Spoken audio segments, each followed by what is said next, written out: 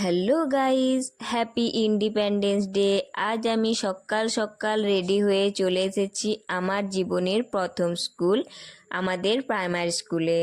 আর দেখো, স্কুলে স্যার আসার অনেক আগেই সব ছোট্ট ছোট্ট ভাই বোনেরা স্কুলে চলে এসেছে। আমি আর ফুলও চলে এলাম সেই সব ভাই বোনেদের কাছে। এসেই সেই ছোট্টবেলার কথাগুলো খুব মনে পড়ছিল। জানো তো, যখন আমরা এই স্কুলে পড়তাম, এই স্কুলে স্বাধীনতা দিবসে অনেক বড় করে অনুষ্ঠান করা হতো। সেখানে আমরা নাচ গান আবৃত্তি করতাম। সত্যি খুব মিস করছি সেই ছোটবেলার দিনগুলোকে। এই সব কথা ভাবতে ভাবতে হঠাৎ চোখে পড়লো চিনির দিকে। ও তো এখনই ক্লান্ত হয়ে পড়েছে।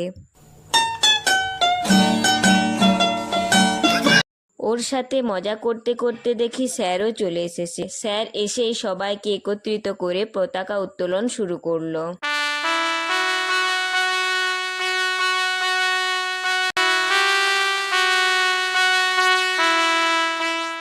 আজ স্বাধীনতা দিবস হলেও সত্যি কি আমরা আজ স্বাধীন হতে পেরেছি?